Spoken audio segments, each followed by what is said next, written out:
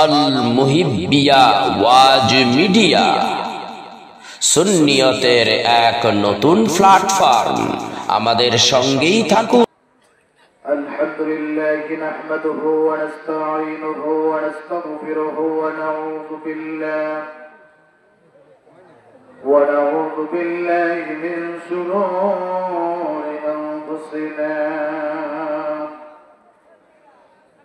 ওয়া মিন সাইয়্যাতি আমালিনা মান ইয়াহদিল্লাহু ফালা মুদিল্লা লাহু ওয়া মান يضلله فلا هادي له ونشهد أن لا إله إلا الله وحده لا شريك له ونشهد أن سيدنا وسندنا وحبيب ربنا وطبيبنا وطبيب قلوبنا ومولانا محمدا عبده ورسوله الذي يوصله بالحق بشيرا ونذيرا وداعيا إلى الله بإذنه وسراجا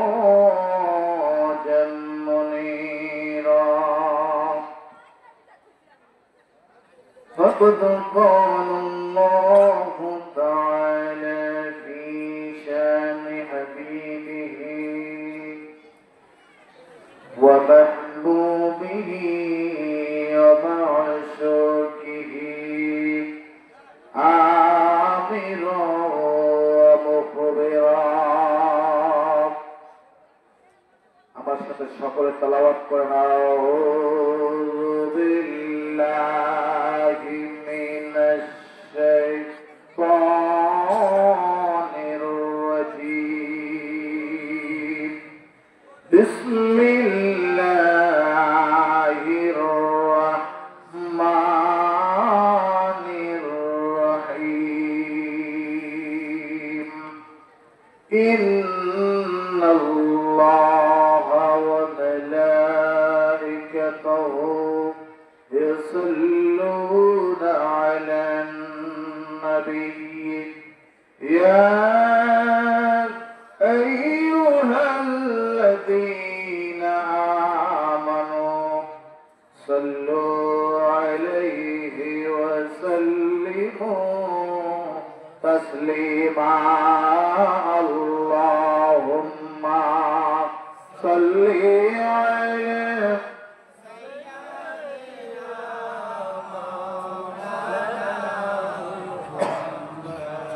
وعلى آل سيدنا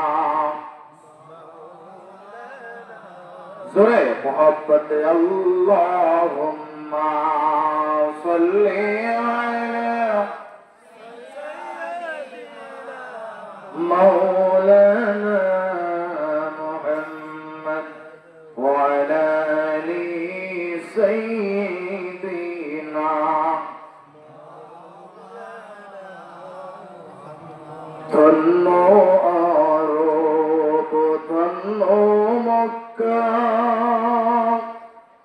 ধন্য মদিনার পুণ্যভূমি ধন্য আরব ধন্য মক্কা ধন্য মদিনার পুণ্যভূমি হলো তামাম জাহান নূর নবীর কদম চুমে আল্লাহুম্মা সাল্লি আলা মাওলানা মুহাম্মদ ওয়া আলা আলি সাইয়্যিদিনা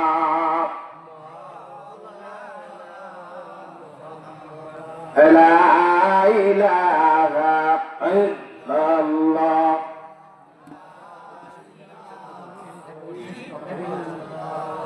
لا إله إلا الله لا إله إلا الله لا إله إلا الله لا إله إلا الله لا إله إلا الله لا إله إلا الله لا إله إلا الله الله পুরে মদিনায় আমরা কেমনে যাব জানি না বলে আল্লাহ পুরে মদিনায় আমরা কেমনে যাব জানি না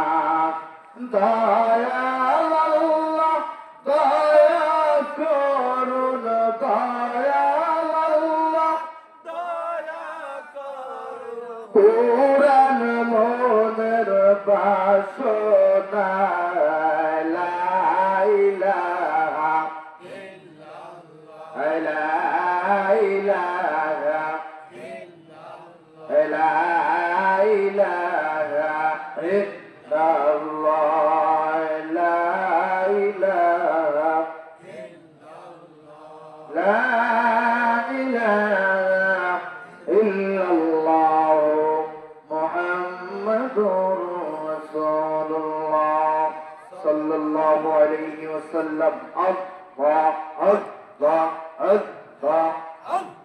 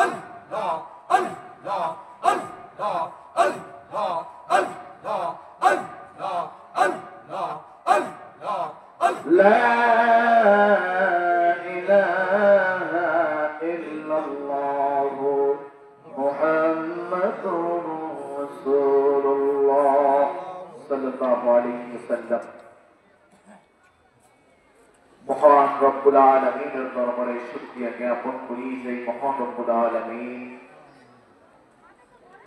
আমাদেরকে সুন্দর একটা পরিবেশের মধ্যে বসার তৌফিক দান করেছেন। হয়তোবা গতদিন এই মাঠটা ছিল অন্য কোনো মাঠ, মাদ্রাসার মাঠ, কিন্তু আজকের জন্য বেহেশতের বাগান বলে না সুবহানাল্লাহ। আল্লাহ পাক রব্বুল আলামিনের দরবারে লাখ কোটি শুকরিয়া জ্ঞাপন করি মহান রব্বুল আলামিন আজকে আমাদেরকে এই বেহেশতের বাগানে এসে বসার তৌফিক দান করেছেন। সকলে বলি আলহামদুলিল্লাহ, আর উপরে বলি আলহামদুলিল্লাহ। সম্মানিত হাজরিন, প্যান্ডেলের বাহিরে কি বেহেশতের বাগান? হ্যাঁ, প্যান্ডেলের বাহিরে কি দোকানপাট? রাসূল করিম সাল্লাল্লাহু আলাইহি ওয়াসাল্লাম বলেছেন, দুনিয়ার মধ্যে সব থেকে ভালো জায়গা হচ্ছে মসজিদ, আর খারাপ জায়গা কোনটা? ওলামায়ে হযরত বসে আছেন। খারাপ জায়গা কোথায়?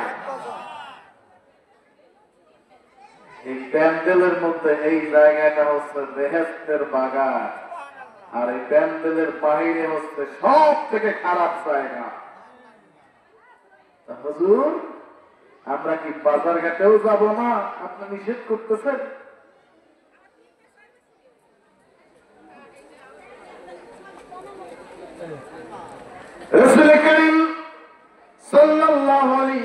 ওয়াসাল্লাম বলেন, আমার উম্মতরে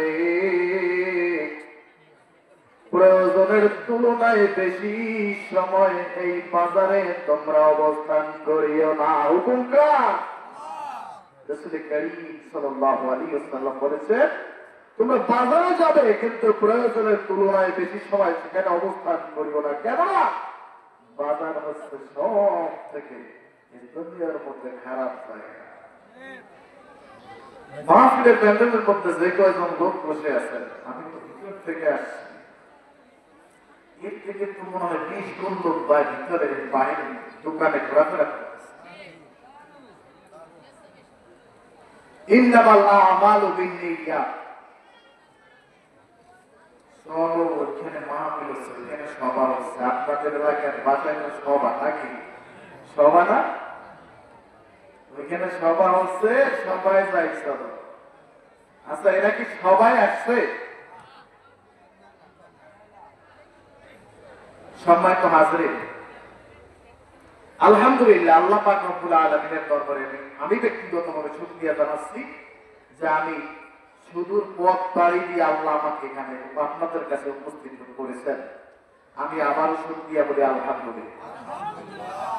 লাখ কোটি দরুদ ও সালাম পেশ করি ওই বিশ্ব মানবতার মুক্তির একমাত্র সোপান, যিনি আমাদের দোজাহানের কান্ডারি, আল্লাহর হাবিব সাইয়্যিদুস সাকালাইন, সাইয়্যিদুল আম্বিয়া, ইমামুল মুরসালিন, খাতামুন নবিয়্যিন, রাহমাতাল লিল আলামিনের উপরে আমরা সকলে বলি সাল্লাল্লাহু আলাইহি ওয়াসাল্লাম।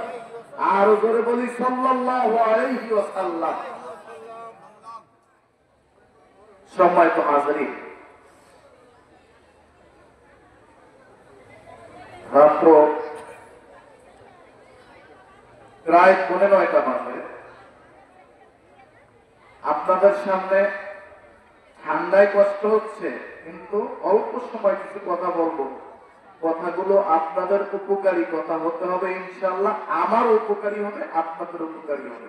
আল্লাহ পাক রব্বুল আলামিন সমস্ত কথাগুলো আমাকে, সর্বপ্রথম আমাকে সহ আমাদের সবাইকে আমল করার তৌফিক দান করুন। সকল বলে আল্লাহুম্মা আমিন।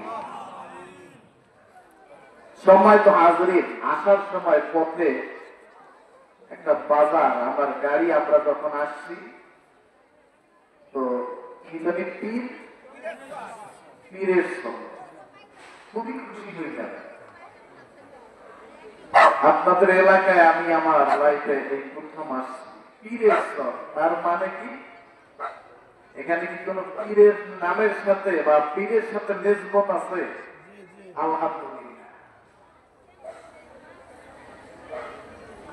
সম্মানিত হাজরিন, যখন দাওয়াত দেওয়া হয়েছে আমাকে, তখন আমি আমার হোয়াটসঅ্যাপে দেখলাম হাজার শরফুদ্দিন চিশতি রাহমাতুল্লাহি আলাইহির দরবার।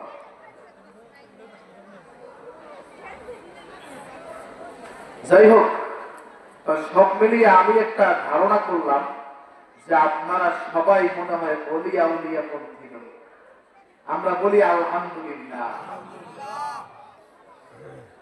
এই বাংলা, ভারতীয় উপমহাদেশের মধ্যে এই মাথায় টুপি, তারপরে পরনে লেহেঙ্গা থেকে লুঙ্গি, সিঁড়ি থেকে মোহাম্মদ এনেছেন একমাত্র ওলিয়া উলিয়া। বলে তো সুবহানাল্লাহ।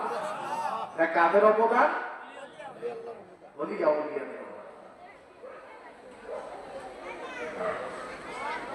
সম্মানিত হাজরিন, এখানে লেখা আছে সৃষ্টি, সৃষ্টিয়া দরবার মনে হয় না?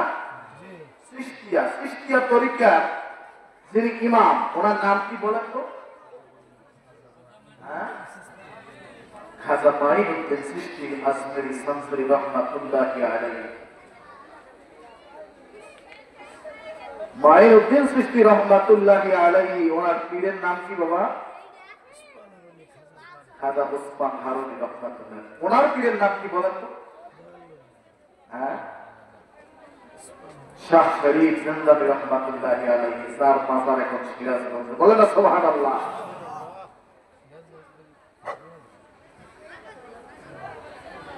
আমার বন্ধুগণ, এইখানে লেখা আছে ওলিয়া উলিয়াদের শান সম্পর্কে কিছু আলোচনা হবে। এই ওলিয়া উলিয়ারা তো আমাদেরকে হিন্দু থেকে মুসলমান বানায় হয়ে গেছে, শ্রীলঙ্কায় তারপরে মোহাম্মদ লাগাইয়া দিয়ে গেছেন।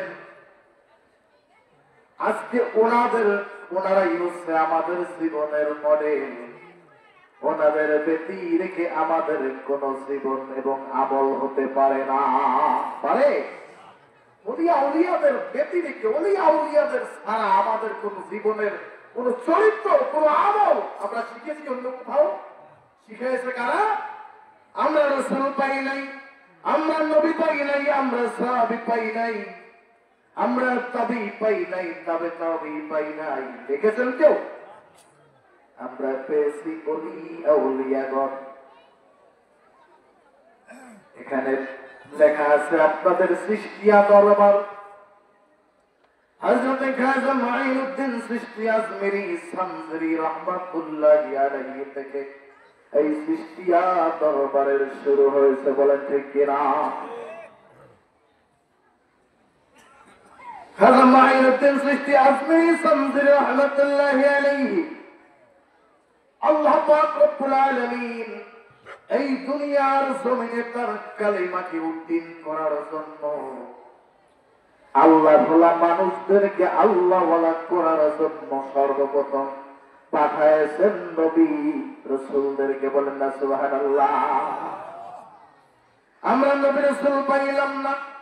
নবী আলাইহিস সালাতু ওয়াস সালাম রাসূল করিম সাল্লাল্লাহু আলাইহি ওয়াসাল্লামের মাধ্যমে নবুয়ত এবং রিসালাতের দায়িত্ব শেষ, শুরু হয়ে গেছে খেলাফত। খেলাফতের দায়িত্ব আমরা পেলাম না, খেলাফতের যুগ পেলাম না, খোলাফায়ে রাশিদের যুগ পাইলাম না, তাবির যুগ পাইলাম না। পাইলাম এই দুনিয়ার জমিনে যারা জীবনকে বাজি রেখে ইসলাম প্রচারের করার জন্য, তাবলীগের দাওয়াত দেওয়ার জন্য, কোরআনের দাওয়াত দেওয়ার জন্য, ইসলামের মহান বাণীকে মানুষের দ্বারে দ্বারে পৌঁছিয়ে দেওয়ার জন্য তারা অক্লান্ত পরিশ্রম করে পবিত্র জমিনে শুয়ে আছেন। তাদের নাম হচ্ছে আউলিয়ায়ে কেরাম।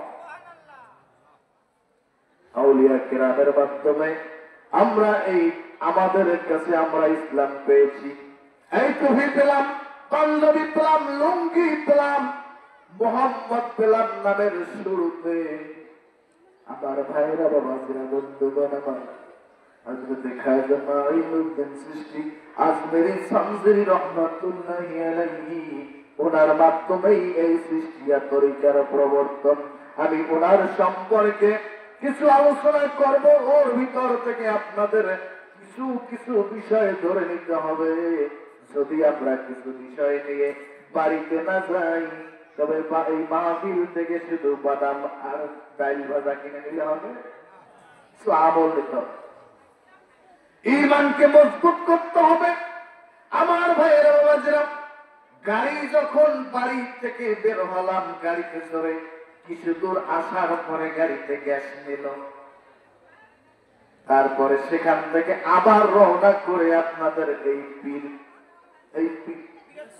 পীরের চর আসলাম। সম্মানিত হাজরিন, গাড়িতে গ্যাস নেওয়ার কারণ, গ্যাস ছাড়া গাড়ি চলবে? গ্যাস ছাড়া গাড়ি চলবে না। কিছু কিছু আমার ভাইয়েরা বাবারা আছে, যারা সে বারে বারে কানের কাছে ফুসলায় বলতে থাকে, এত মাহফিলের কি দরকার, এত ওয়াজের কি দরকার? যত ওয়াজ হয়, যত মাহফিল হয়, এই দুনিয়ায় মানুষ আকাম কুকাম আরো বেশি করে, এরকম বলে না? আমার বন্ধুগণ, আমি যেমন ভাবলাম আমার তেমন মুমিনগণ, মুমিনদের সবাইকে দেখবে মুমিন। যেই লোক চোর, সে আরেক লোককে ভাববে চোর, যেই লোক গাঞ্জাখোর সে আর একজনকে মনে করবে গাঞ্জাখোর, আর যেই লোক ভালো ভদ্র সেই লোক মনে করবে জ্ঞানের সমস্ত লোক মনে হয় আমার মতন ভালো আর ভদ্র। বলে ঠিক কিনা? আমার বন্ধুগণ, মুসলমানের মুখ থেকে কোনদিন এই কথা বের হবে না যে এত ঘন ঘন মাহফিলের কি দরকার। মুমিনের জন্য অবশ্যই মাহফিলের দরকার আছে কি নাই? মুমিনের জন্য মাহফিলের দরকার আছে না নাই? বলেন তো, বলে আপনাদের মাহফিলের দরকার আছে? মাহফিলের দরকার হয়। গাড়িতে যেমন তেল ছাড়া গাড়ি চলে না, আর এই মাহফিল না হইলে মানুষ মুমিনের ঈমান তাজা থাকে না। বলে ঠিক কিনা? মুমিনের ঈমান তাজা করতে হলে কোরআনের আলোচনা অবশ্যই লাগবে, কি লাগবে না?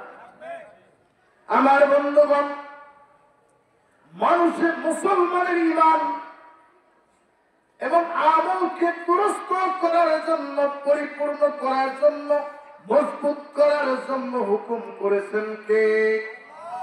হুকুম করেছেন আল্লাহ।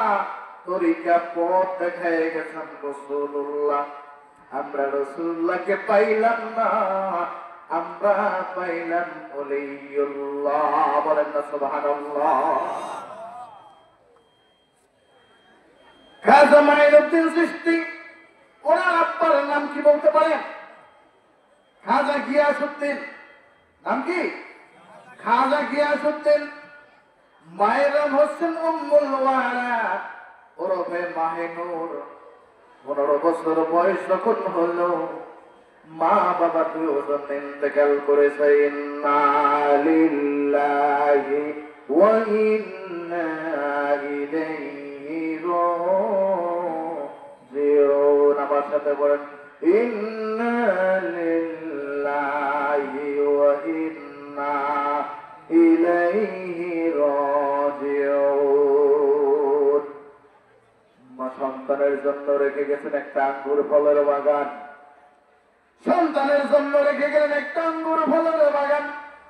পিতৃ সম্পদ, পিতৃসূত্রে যখন আঙ্গুর ফলের বাগান পেলেন বাবাজি আমার, আঙ্গুর ফলের বাগানে একদিন পরিচর্যা করতেছিলেন। এই মুহূর্তে বাগানের কিনার থেকে ঢুকে আসলো একজন আল্লাহর ওলি। বলেন না সুবহানাল্লাহ। আল্লাহর ওলি ঢুকে সালাম দিল, আসসালামু আলাইকুম ইয়া মাইনুদ্দিন। আমাদের কাছে এই সালাম দেওয়া কি? সালাম দেওয়া সুন্নাত, জবাব দেওয়া ওয়াজিব। একজনের সাথে দেখা হওয়ার সাথে সাথে কোন মুসলমান আরেকজনের সাথে দেখা হলে কি দিতে হবে? সালাম দিতে হবে। আমি কথার শুরুতে বলছিলাম কিছু কিছু আমলের কথা বলে যাব। এই আমলের কথাগুলো আপনাদের বাড়ি নিয়ে যেতে হবে। এইখানে রেখে গেলে আর চলবে চলবে না। বলে হুজুর পিরোজপুর থেকে আসলো, পিরোজপুর থেকে আইসা কি দিয়া গেল আমাদের? কি আগামীকালকে একজন জিজ্ঞেস করবে পিরোজপুর থেকে আইসা কি ওয়াজ? খুব সুন্দর ওয়াজ করেছে রে মা, কি ওয়াজ করছে তা তো করতে পারিনি, তা তো করতে পারিনি, খুব সুন্দর ওয়াজ করেছে। এমন ওয়াজ দিয়ে কাজ হবে না বাবা। আমলের কথা, ইমানের কথা দিলের কান দিয়ে শুনতে হবে। সালাম দেওয়া কি বলেন তো? সালাম দেওয়া সুন্নাত, জবাব দেওয়া ওয়াজিব। যদি কোন লোক জবাব না দেয় সে গুনাহগার হবে। আবার বন্ধুগণ, আল্লাহর ওলি বাগানের মধ্যে ঢুকে তারপরে সালাম দিল, আসসালামু আলাইকুম ইয়া মাইনুদ্দিন। হঠাৎ করে তাকিয়ে বললেন, বলো ওয়ালাইকুম আসসালাম। আশ্চর্য হয়ে গেলেন, এই লোককে তো আমি কখনো দেখি নাই, এই লোক তো আমার পরিচিত লোক নয়, আমার নামটা কেন জানে? অন্তরের মধ্যে সারা দিল, নিশ্চয়ই আল্লাহর কোন প্রিয় বান্দা হবে। বলেন না সুবহানাল্লাহ। বলছো ওয়ালাইকুম আসসালাম। কাছাকাছি আসলেন, অভিবাদন হলো, কুশল বিনিময় হলো। কুশল বিনিময় হওয়ার পরে তারপরে মেহমানদারি করাইলো, বাগান থেকে কিছু পাকা আঙ্গুর ফল দিয়ে। বলেন সুবহানাল্লাহ। মেহমানদারি করানো সুন্নাত। মেহমানদারি করানো কি বাবা? মেহমানদারি করানো কি? মেহমান যখন বাড়িতে আসে, মেহমান বিদায় নেওয়ার সময় কিছু হাদিয়া দিতে হয়, কিছু পথ আগাই দিতে হয়। এটা হচ্ছে সুন্নাত আমল। বলেন না সুবহানাল্লাহ। সম্মানিত হাজিরিন, কিছু আঙ্গুর ফল দিয়া যখন তাকে মেহমানদারি করালো, আঙ্গুর ফল যখন খাওয়া দাওয়া শেষ হলো, আল্লাহর ওনার পুটলি দিয়ে তারপরে বের করেছে একখানা রুটি। একখানা রুটি বের করে নিজে খাইলেন। নিজে খাইয়া মুখ থেকে আবার এক টুকরা রুটি খাজা মাইনুদ্দিন চিশতির মুখে দিয়ে দিলেন। বলেন সুবহানাল্লাহ। আল্লাহর ওলি ওখান থেকে চলে গেলেন। আল্লাহর ওলি ওখান থেকে চলে যাওয়ার পরে রুটি যখন পেটের মধ্যে গেলেও খাজা মাইনুদ্দিন চিশতি আজমেরি সানজারি রহমাতুল্লাহি আলাইহির মনের মধ্যে আর মাথার মধ্যে ঘুরপাক খাচ্ছে। বলেন না সুবহানাল্লাহ। রুটির মধ্যেই সবকিছু আল্লাহ দিয়ে রেখেছে। বলেন আবার বলেন না সুবহানাল্লাহ। পরের দিন খাজা মাইনুদ্দিন চিশতি রহমাতুল্লাহি আলাইহি উনি ভাবতেছিলেন, এই বাগানের পরিচর্যা করলে কিছুই হবে না। প্রাথমিক শিক্ষা গ্রহণ করেছি বাবার কাছ থেকে। এই প্রাথমিক শিক্ষা এই শরীয়তের কিছু এলেম দিয়া হবে না। হবে শরীয়তের এলেম, শুধু এলেম দিয়া হবে না, মারিফাতের এলেম লাগবে কি লাগবে না? আল্লাহর ওলিগণ এই পৃথিবীর জমিনে শুধু শরীয়তের এলেম শিক্ষা দেন নাই, ওনাদের সোহবতে লোকজন রাইখা, মুসলমানদেরকে রাইখা, আল্লাহর বান্দাদেরকে রাইখা, তারপরে ওনাদেরকে মারিফাতের এলেম দান করেছেন। বলেন না সুবহানাল্লাহ। আমার ভাইরা, বাবাজিরা, বন্ধুরা আমার, খাজা মাইনুদ্দিন চিশতি আজমিরি সানজারি রহমাতুল্লাহি আলাইহি তারপরে তিনি ওই বাগানটাকে অস্থির হইয়া বিক্রি করে দিছে। ওই বাগানটাকে বিক্রি করে দিয়ে তারপরে ভাবতেছে ওই আল্লাহর ওলি কোথায় আছে তাকে খুঁজতে হবে। চলে গেলেন খুঁজতে খুঁজতে ইরানের জমিনে। কিছুদিন সেখানে লেখাপড়া করলেন। লেখাপড়া করার পরে ওখান থেকে আল্লাহর ওলি মা খাজা বাবাকে উনি ওখান থেকে বিদায় দিলেন। বিদায় দেওয়ার পরে ওখান থেকে আবার চলে গেলেন মহিউদ্দিন আব্দুল কাদের জিলানী রাহমাতুল্লাহ আলাইহির সোহবতে। বলেন আল্লাহু আকবার। কার সোহবতে গেছে? খাজা মহিউদ্দিন আব্দুল কাদের জিলানী বরফি অলিকুল শিরোমণি, ওনার সোহবতে চলে গেছেন। 3.5 বছর কিতাব লেখে, 3 বছর ওনার 3.5 বছর ওখানে থাকার পরে ওখান থেকে উনি বিদায় নিলেন। বিদায় নিয়ে বাড়িতে আসলেন, কিন্তু ওনার মনের মধ্যে যে ক্ষুধা, এই এলেম অর্জনের ক্ষুধাটা শুধু শরীয়তের এলেম দিয়া মিটল না। উনি চিন্তা করতেছেন, আমার মনের মধ্যে এখনো ক্ষুধা রয়ে গেছে। আপনারা যদি বাড়িতে খাওয়া দাওয়া করেন, সকালবেলা নাস্তা করলেন, কিন্তু পেটের ক্ষুধা নিবারণ হলো না। ঘন্টা খানিক পরে আবার দেখা যায় দোকানে যাইয়া 1 পিস রুটি অথবা একটু চা খান, কি খান না? আমার কথা বোঝে? কারো কথা খারাপ লাগতেছে? সম্মানিত হাজিরিন, খাজা মাইনুদ্দিন চিশতি আজমিরি রহমাতুল্লাহি আলাইহি উনি চলে গেলেন খাজা উসমান হারুনি রহমাতুল্লাহ আলাইহির দরবারে। যাওয়ার পরে উনি ওখান থেকে বায়াত হলেন। এই বায়াতটা হলো বায়াতে রাসূলুল্লাহ। বলেন না সুবহানাল্লাহ। বায়াত লাগবে না? বায়াত লাগবে, অবশ্যই বায়াত লাগবে। বাদান বায়াত হওয়া আল্লাহর হুকুম। কার হুকুম? বায়াত হওয়া আল্লাহর হুকুম। সূরা বাকারা 10 নম্বর আয়াত। আমার বাবাজিরা, বন্ধুরা,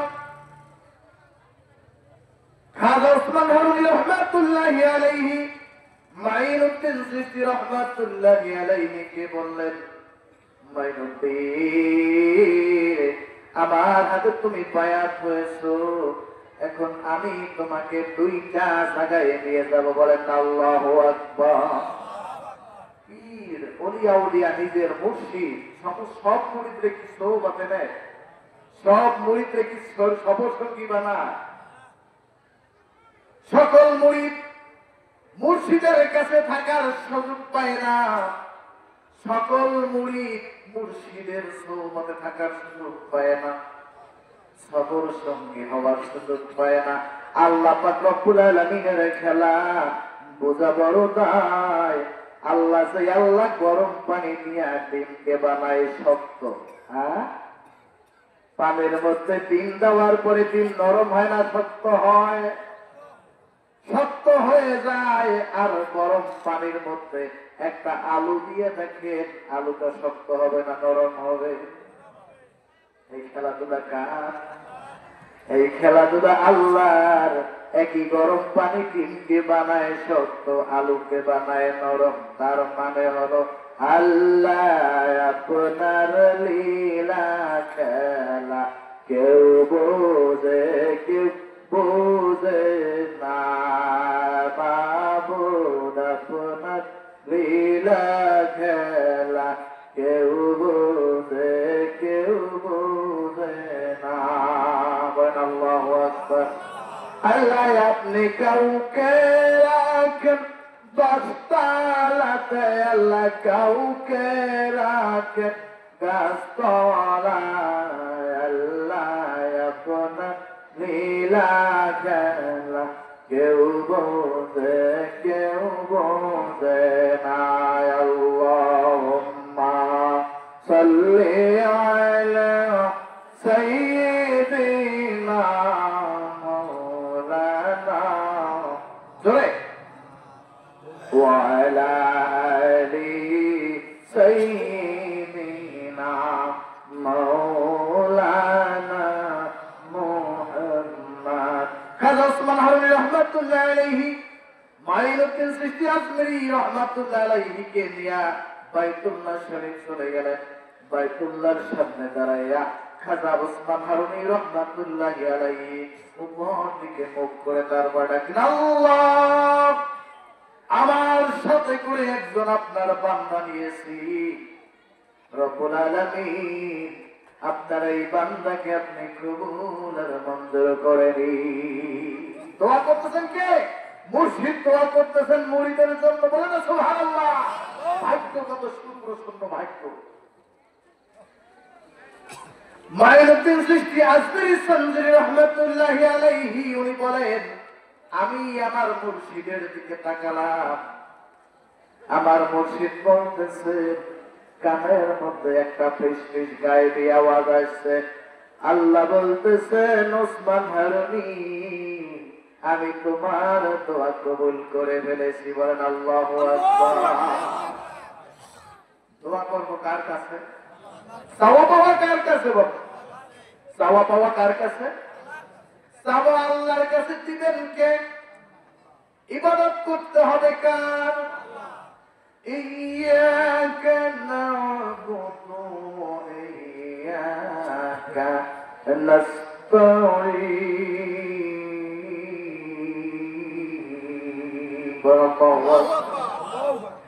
ইবাদত করতে হবে আল্লাহর, চাইবো আল্লাহর কাছে। আল্লাহর কাছে চাইলে পরে আল্লাহ খুশি হন না বেচারা হন? আল্লাহর কাছে চাইলে আল্লাহ খুশি হয়, কিন্তু না চাইলে আল্লাহ বান্দার উপরে বেচারা হয়। আল্লাহ আমাদেরকে উদ্দেশ্য করে বলেন, বান্দারে ওয়াইযা সাআলাকা ইবাদি আন্নী ফাইন্নী করিব। বান্দা তুমি যখন আমাকে ডাক দিবা, আমার বান্দা যখন আমাকে ডাক দেয়, ফাইন্নী করিবা, আমি একেবারে নিকটবর্তী হয়ে যাই। কিন্তু ডাক দিতে হবে। খোদা নাই ডাকতে জানি না, ডাকার মতো ডাকলে আল্লাহ কেমনে শোনে না। আল্লাহ ডাকতে জানি না, ডাকার মতো ডাকলে আল্লাহ কেমনে শোনে না। আল্লাহকে ডাকতেই আল্লাহর সাথে রং তামাশা করি। চোর যখন বাড়ি থেকে বের হয়, তারপরে সেও তো বলে আল্লাহ আজকে যেন ধরা না খাই। আর মুমিন নামাজ পড়তে যাইয়া আল্লাহু আকবার বলে আল্লাহকে ডাক দেয়। বলেন তো আল্লাহ বলে দুজনে ডাক দিল, দুইজনের ডাক কি এক হলো? দুইজনের ডাক কি এক হলো? দুইজনের ডাক হলো দুই রাস্তায়। কয় রাস্তায়? দুই রাস্তা। আল্লাহু ওয়ালিয়ুল্লাযীনা আমানু ইউখরিজুহুম মিনাজ-যুলুমাতি ইলান-নূর ওয়াল্লাযীনা কাফারু আউলিয়াউহুমুত-তাগুত يخرجونهم من النور إلى الظلمات أولئك أصحاب النار هم فيها خالدون الله أكبر দুইজন বান্দা ডাকতেছে একজন আল্লাহকে। চোর বলেছে আল্লাহ চুরি করতে নামলাম, ধরা না খাই, তুমি আল্লাহ রক্ষা করো। কিন্তু চুরি করার জন্য কি হুকুম আল্লাহ? চুরি করার হুকুম কি আল্লাহ? চুরি করার হুকুম কার? তার কি শয়তান? কার হুকুম? শয়তানের হুকুম। শয়তানের প্রতারণা, শয়তানের প্রচারণা, এটা হচ্ছে শয়তানি কাজ। সেও আল্লাহকে ডাক দিল, আর মুমিন আল্লাহকে ডাক দিল। আল্লাহ কার ডাকে সাড়া দিবে বলেন তো? কার ডাকে সাড়া দিবে বলেন? আপনারা কি সবাই মুমিন? আপনারা যারা যারা মুমিন আছেন একটু হাত করে আল্লাহকে দেখান। আল্লাহ আপনার মুমিন বান্দাদেরকে আল্লাহ আপনি এই মাহফিলের প্যান্ডেল থেকে কবুল করে নেন। সকলে জোরে বলে আল্লাহুম্মা আমিন। এবার হাত বেশি করেন। মুমিন ডাক দিল আল্লাহকে। আল্লাহ বলেন বান্দা যখন তুমি আমাকে ডাক দিলা আমি তোমার অভিভাবক হয়ে গেলাম। বলেন সুবহানাল্লাহ। অভিভাবক হয়ে গেলাম। শুধু অভিভাবক না, তোমার দায়িত্ব আমি নিয়ে নিলাম। রব্বুল আলামিন আপনার কাছে জানতে চাই, মুমিনের অভিভাবক যখন আপনি হয়ে গেলেন আল্লাহ আপনার কি দায়িত্ব আছে জানার বিষয় আছে না? জানতে মনে চায়? আল্লাহ পাক রব্বুল আলামিন বলেন ইউখরিজুহুম মিনাজ-যুলুমাতি ইলান-নূর। আমি আল্লাহ তোমাদেরকে জাহান্নামের রাস্তা থেকে জান্নাতের মধ্যে ঢুকাই দেই। বলে না সুবহানাল্লাহ। আমরা সবাই কি জান্নাতে যেতে চাই বাবা? আমরা সবাই জান্নাতে যেতে চাই? আমার ভাইরা বাবাজিরা বন্ধুরা,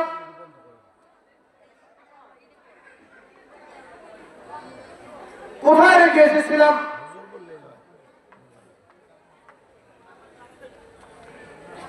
এই শোনেন, একজন ওয়াইজে যখন স্টেজে ওঠে কানের কাছে যদি আওয়াজ হয়, ওয়াজ কি ঠিক থাকে বলে সম্ভব? বাকি তো অনেক কষ্ট হইতেছে। এইখান থেকে মহিলাদের এখান থেকে প্রচন্ড আওয়াজ হচ্ছে, আর আমার কিন্তু প্রচন্ড কষ্ট হচ্ছে। আমি কথা আউলে দেখতেছি আর বারে বারে আমি বুঝানোর চেষ্টা করতেছি। আপনাদের এখানে কি কোনো ম্যানেজমেন্টের লোক নাই?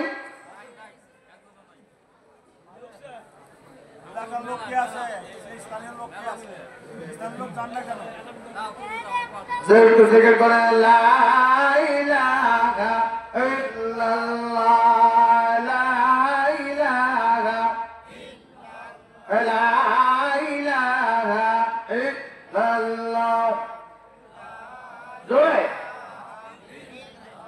লা ইলাহা লা ইলাহা ইল্লাল্লাহ। আল্লাহর দুইজন ওলি যখন বাইতুল্লাহ সাথে কথোপকথন ভালো। চলে গেলেন মদিনার রাসূলের দরবারে। আল্লাহ রাসূলের দরবারে যাইয়া তারপরে খাজা মাইনুদ্দিন চিশতির ব্যাপারে খাজা ওসমান হারুনি রাহমাতুল্লাহি আলাইহি বলতেছেন, হে রাসূলুল্লাহ, হুজুর আপনার একজন উম্মত আপনার দরবারে নিয়ে হাজির হয়েছে। ইয়া রাসূলুল্লাহ, আপনার উম্মতকে আপনি কবুল করে নেন। সালাম দিতেছেন, আসসালাতু ওয়াসসালামু আলাইকা ইয়া রাসূলুল্লাহ, আসসালাতু ওয়াসসালামু আলাইকা ইয়া হাবিবাল্লাহ,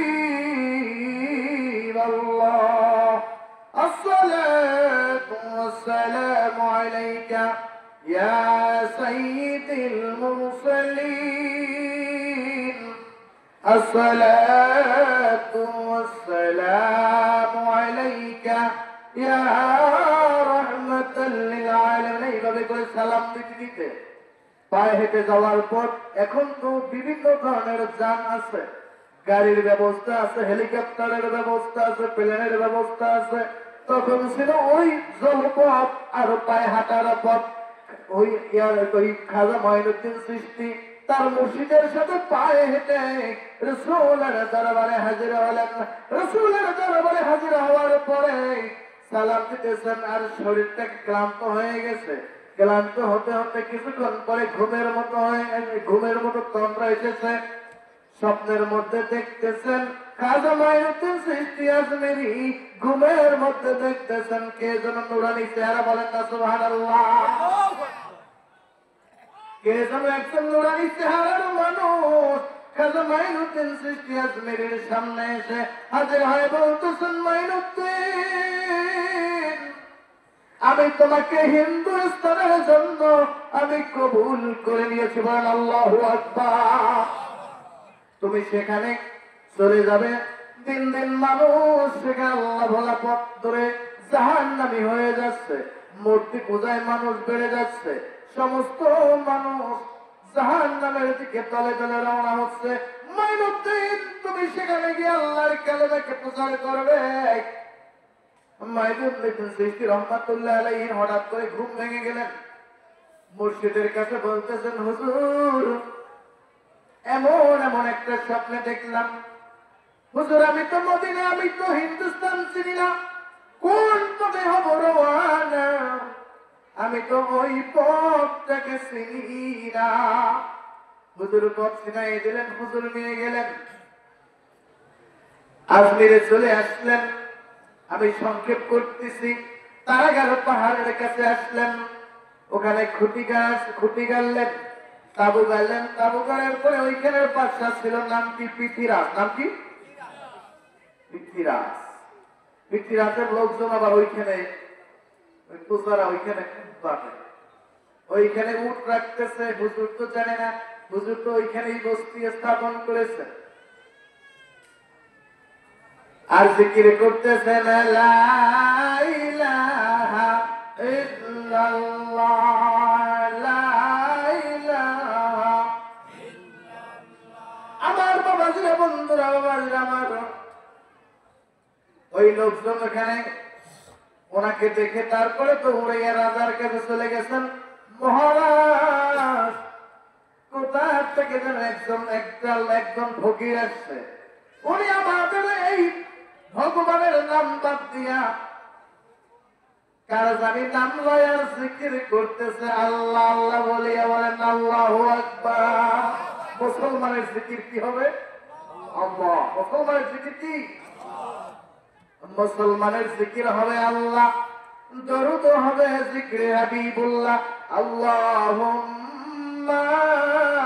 সাল্লি আলা মুহাম্মাদ ওয়া আলা আলি সাইয়্যিদিনা মুহাম্মাদ। কিছু কিছু আলেম সমাজ আছে বলতেছে, এই সুর কোথায় পাইল, ওই সুর কোথায় পাইল, মাওলানা মোহাম্মদ বলা যাবে না, সাইয়্যিদানা মোহাম্মদ বলা যাবে না, তোমাকে বলা যাবে শায়েখ। এইখানে কোনো মাসালা নাই। মাওলানা শব্দের অর্থ হচ্ছে অভিভাবক। নাম কি? অভিভাবক। মাওলানা শব্দের অর্থ যদি অভিভাবক হয়, রাসূল করিম সাল্লাল্লাহু আলাইহি ওয়াসাল্লাম ইহকাল এবং পরকালের একমাত্র অভিভাবক কে? যদি নবীজি আমার উভয় জাহানের অভিভাবক হয়, আরবিতে মাওলানা বললে সুলকানি কথা। সাইয়্যিদেনা বলা যাবে না, শিরিক হয়ে যাবে। বন্ধু, এই দুনিয়ায় রাসূলের সামনে কোন নেতা আছে?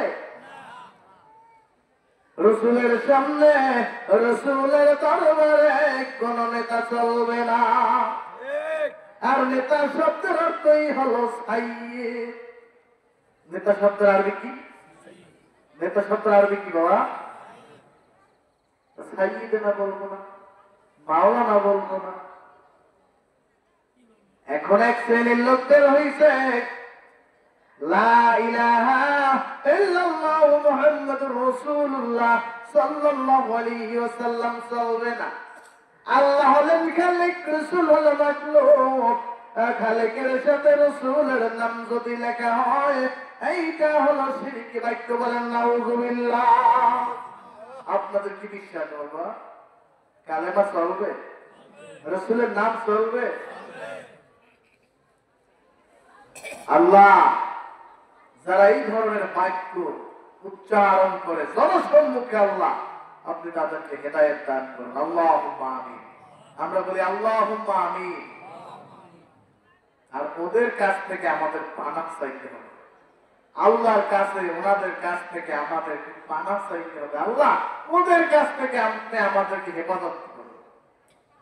ওরা হচ্ছে এই ঈমান ধ্বংসকারী একটা মেশিন গান। সম্মানিত হাজিরিন, মদিনার দরবারে চলে গেলেন। রাসূল করিম সাল্লাল্লাহু আলাইহি ওয়াসাল্লাম স্বপ্নযোগে আদেশ করলেন, আপনারা কি মদিনায় যেতে চান? মদিনায় যেতে মন চায় কি চায় না? কার কার মন চায় একটু আল্লাহকে হাত তুলে দেখান। রব্বুল আলামিন আপনার বান্দারা মদিনায় যেতে চায়, আপনি কবুল করে নিন। আল্লাহ মদিনা মদিনা আশিক মুমিনের ঠিকানা। বলে মদিনা মদিনা আশিক মুমিনের ঠিকানা। মদিনা কাদের ঠিকানা? মুমিনদের ঠিকানা। আশিক আর মুমিনদের ঠিকানা কোথায়? মদিনা হলো মুমিনদের ঠিকানা। এক শ্রেণীর বেঈমান বের হয়েছে। রাসূল করিম সাল্লাল্লাহু আলাইহি ওয়াসাল্লাম বলেছেন। এখন আবার এক শ্রেণীর লোক বলতে, হুজুর পিরিজপুর থেকে আসছে কি সমালোচনার বস্তা লইয়া? এটা কি সমালোচনা না সত্য কথা বাবা? আপনাদেরকে হুঁশিয়ার করে দিয়ে যাচ্ছি। এক শ্রেণীর লোক বের হয়েছে, হজ করতে গেলে মদিনায় যাওয়ার দরকার নাই। বলে মদিনায় যাওয়ার দরকার নাই। আছে না নাই? আছে। মদিনায় যাওয়ার দরকার আছে না নাই? মদিনা মদিনা আশিক মুমিনের ঠিকানা। মদিনা মদিনা আশিক মুমিনের ঠিকানা। নবীর শ্রেষ্ঠ সাহাবী হযরত আবু বকর সিদ্দিকী। বলে নবীর শ্রেষ্ঠ সাহাবী হযরত আবু বকর সিদ্দিকী। আর ভালোবেসে নবীজিকে, ভালোবেসে নবীজিকে শুইলেন সোনার মদিনা। মদিনা মদিনা আশিক মুমিনের ঠিকানা। মদিনা মদিনা আশিক মুমিনের ঠিকানা। মদিনার আশিক হলে মাফ করে দিবেন আল্লাহ। কে আছে? আল্লাহ। মদিনার আগের নাম ছিল ইয়াসরিব। নাম ছিল কি বাবা? মদিনার নাম ছিল ইয়াসরিব। রাসূলের আগমনের পরে সেখানের নাম হলো মদিনা। সোনার মদিনা আমার প্রাণের মদিনা। বলেন সোনার মদিনা এ আমার প্রাণের মদিনা। সব বলিব কিন্তু তোমায় বলতে পারি না।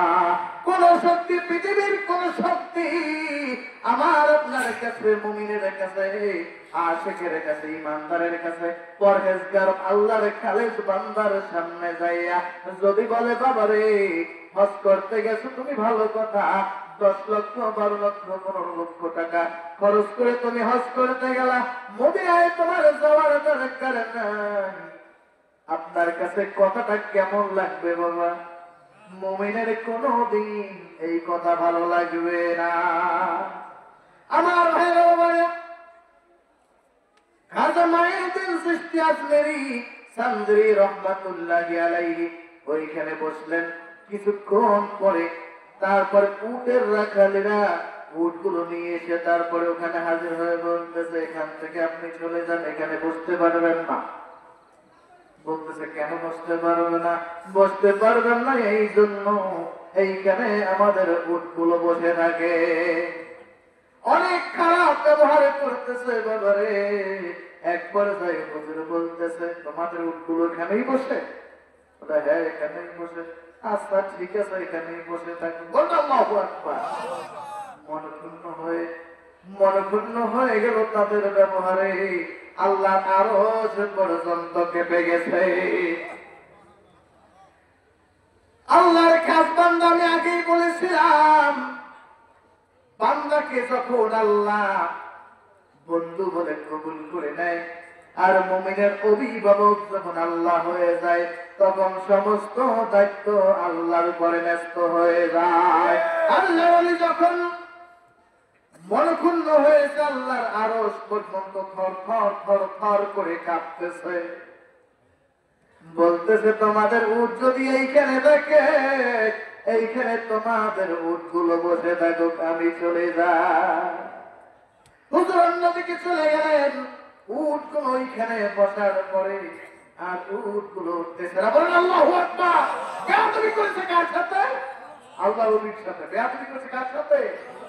মান আদালি ওয়ালিয়ান ফাকাদ আযানতুহু বিল হার।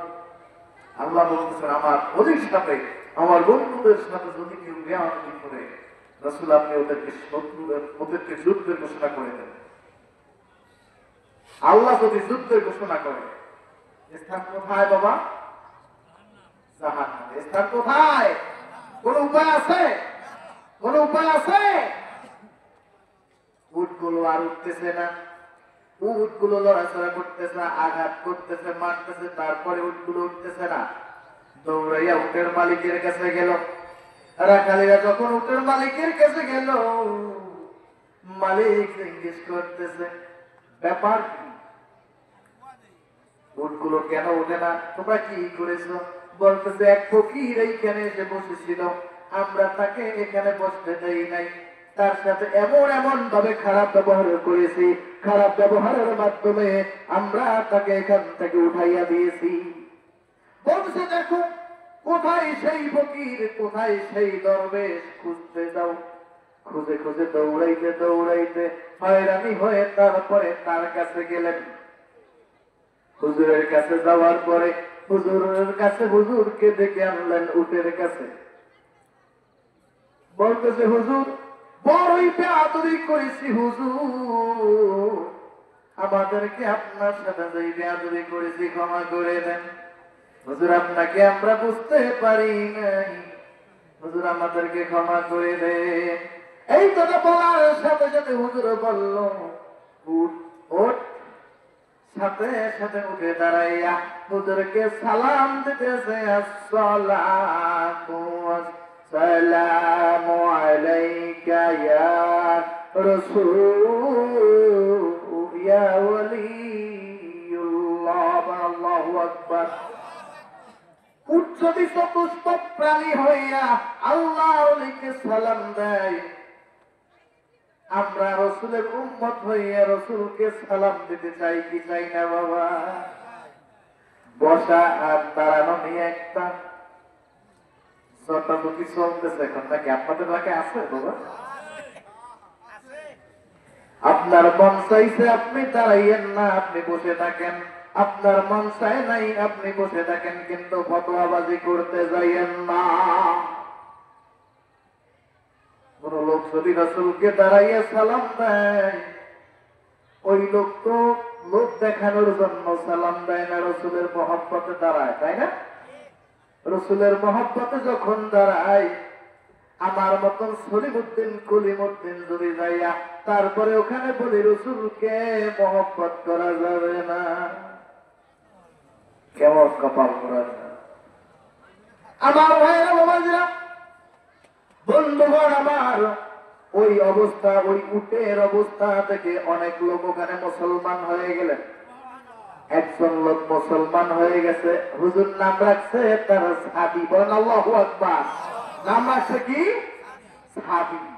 এখন সাহাবী গভীর রাত্রে একটু গোসল করতে যাবে, মুসলমান হলো হিন্দু থেকে, গোসল করতে যাবে, আনা সাগরে গেছে গোসল করতে। কোথায়? আনা সাগরে গোসল করতে গেলেন। আনা সাগরকে রাজা পৃথ্বীরাজ ওখানে সুরক্ষিত করে রাখছে। কি? ওই নদীতে একটা আনা সাগর নাম হচ্ছে সাগর, কিন্তু আসলে একটা দিঘির সাগর, আসলে একটা দিঘির মতো। ওটাকে সুরক্ষিত করে রাখছে যে কোন শেখ, কোন মুসলমান যেন ওইখানে কাজ না করে। কেন? ওই পানিটা হচ্ছে পবিত্র পানি, এমন পবিত্র পানি, আমরা যত আকাম কুকাম করবো, সারাদিন আকাম কুকাম করবো, সন্ধ্যার সময় ওইখানে গোসল করবো, সব পাপ হয়ে যাবে। বল নাউজুবিল্লাহ, একটু জোরে বলেন নাউজুবিল্লাহ। এই ছিল, এই হচ্ছে তাদের বিশ্বাস। কি? সারাদিন আকাম কুকাম করবো। আমাদের ভিতরে এক ফ্যামিলি মুসলমান আছে, সারাদিন, সারা মাস, সারা সপ্তাহ আকাম কুকাম করে বলতেছে আল্লাহরে প্রত্যেক দিন ডাকলি হয় না, ডাকার মতো একবার ডাকলি হয়। কত বড় কপাল করা। এই পক্ষে কি আপনারা আছে? আল্লাহকে ডাক দিতে হবে সর্বক্ষণ, 5 বার নামাজ পড়তেই হবে, কোন বাদ নাই। আছে শরীয়ত বলেন যে শরীয়তের মৌলবী, হাকিকতের মৌলবী, মারে ভাতের মৌলবী, কোন মৌলবীর কাজ হবে না। 5 ওয়াক্ত নামাজ আপনাকে পড়তেই হবে, কোন বাদ নাই। আছে?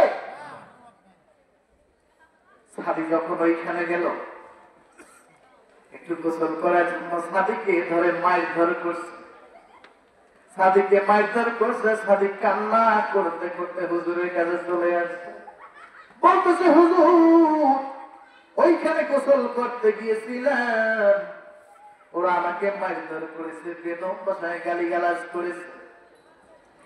গভীর রাত্রে যখন হুজুর তাহাজ্জুদের ওয়াক্ত হলো, হুজুর নামাজে দাঁড়াবেন, হুজুর করার প্রয়োজন। ও বন্ধু, তাহাজ্জুদের নামাজটা হলো এমন নামাজ, গভীর রাত্রে যদি আপনি এই শীতের মধ্যে নিজুম রাতে একটু উযু করে তারপরে আল্লাহকে ডাক দিতে পারেন, তাহাজ্জুদের নামাজের সময় আপনার চাওয়া পাওয়া আল্লাহ কবুল করে দিবে। তাহাজ্জুদের নামাজের অভ্যাস করতে হবে বাবা। যারা তাহাজ্জুদের নামাজের অভ্যস্ত তারাই জানে এই নামাজে কত মজা। হুজুর সাল্লাল্লাহু আলাইহি ওয়াসাল্লাম বলেন, as-salatu মিরাজুল মুমিনিন। সালাত শব্দ অর্থ হচ্ছে নামাজ। সালাত শব্দ অর্থ কি? নামাজ। মিরাজ শব্দ অর্থ হচ্ছে ঊর্ধ্বগমন। মিরাজ শব্দ অর্থ কি? ঊর্ধ্বগমন। আর মুমিন হচ্ছে তো মুমিন, এইখানে অর্থ হলো, শাব্দিক অর্থ যদি করা হয় নামাজ হচ্ছে মুমিনের মেরাজ, তার মানেই হলো মুমিন। মুমিন যখন আল্লাহকে ডাক দেয়, সিজদায় পড়ে যখন ডাক দেয় সুবহান রাব্বিয়াল আলা, সিজদার তাসবিহ কি? সুবহান রাব্বিয়াল আলা, তখন বান্দা এবং আল্লাহর সাথে কোনো দূরত্ব থাকে না। আল্লাহু আকবার। আল্লাহ পাক রব্বুল আলামিন বুঝায়, আর রাসূলের হাদিস দিয়া এইটুকু বুঝলাম, যখন ইহকাল শুধু পরকালের জন্য নামাজ পড়তে নয়, ইহকালের জন্য মেরাজ শব্দের অর্থ যখন ঊর্ধ্বগমন। যখন একজন বান্দা 5 ওয়াক্ত নামাজ পড়ে আল্লাহকে ডাক দেয়, তার ইহকালের সমস্ত দিক হালাল পর্যায়গুলো আল্লাহ পাক রব্বুল আলামিন উন্নতি দান করে, বলেন না সুবহানাল্লাহ। আপনি আজকে নামাজ পড়া শুরু করেন, কিছুদিনের মধ্যে আপনি রেজাল্ট পাবেন। নামাজি কোনদিন নামাজের দায়িত্ব নয় আল্লাহকে, নামাজের দায়িত্ব কার? আর বেনামাজির দায়িত্ব কার? আরে জাহান্নামের দায়িত্ব। আল্লাহ পাক রব্বুল আলামিন আমাদেরকে 5 ওয়াক্ত নামাজ আদায় করার তৌফিক দান করুন, সকলে আল্লাহুম্মা আমিন। সম্মানিত হাজিরিন, হুজুর বলতেছেন সাদিরে তাহাজ্জুদের নামাজের ওয়াক্ত হলো, এই গভীর রাতে তুমি একটু পানি নিয়ে এসো আমার ওযু করার জন্য। বলতেছে হুজুর ওইখানে একটু গোসল করতে গিয়েছিলাম বলে আমাকে মারধর করেছে, আমাকে অপমান করেছে। হুজুর এইবার যদি আমি আবার পানি আনতে যাই, না জানি ওরা কি করে। হুজুর বলতেছে বলবা আমার মুর্শিদ একটু ওযু করার জন্য একটু পানি চাচ্ছে। অনুনয় বিনয় করবা, অনুনয় বিনয় করলো। তারপরে ওইখানে যারা পাহারাদার তারা বলতেছে পানি একটু নিতে পারো, কিন্তু তোমার হাত যেন ওই পানিতে স্পর্শ না হয়। মনে আছে আপনাদের আজকে থেকে 30 বছর আগের কথা। হিন্দুদের দুপুর দিয়ে গেলে পরে কোথায় বাড়ি উষ্ঠ লাগছে, গোবর আছে কোথায়, তুলসী পাতা আছে কোথায়, শিকা আছে। এখনো এমন কিছু কিছু হিন্দু আছে দুনিয়ায়, এই বাংলায় আর ভারতে এমন কিছু কিছু হিন্দুরা এখনো বেঁচে আছে। মুসলমান দেখতেই পারে না, কিন্তু কিছু বলে না কেন? ভয়ে। কিছু বলে না শুধু ভয়ে। বলবেন যে রাজনীতি তো দাও, রাজনীতির টান টানতে পারবেন না। সত্য যেটা সেটাই বলছি। আমার ভাইয়েরা, বন্ধুগণ আমার, বলতো ঠিক আছে আমি হাত স্পর্শ করবো না, একটু পানি নেব। অতি সতর্কতার সাথে একটু পানি নিয়ে হুজুরের সামনে গেল। হুজুর জিজ্ঞেস করতেছে এখন কেমন ব্যবহার করেছে। বলতেছে হুজুর এমন এমন কথা বলতেছে, মুসলমানের হাত যেন ওই পানিতে স্পর্শ না হয়, এমন ভাবে সতর্কতার সাথে একটু পানি আমি অনেক কষ্ট করে নিয়ে এসেছি। হুজুর বলতেছেন পানির বর্তনটা, পানির সেই পাত্রটা আমার সামনে নিয়ে আসো।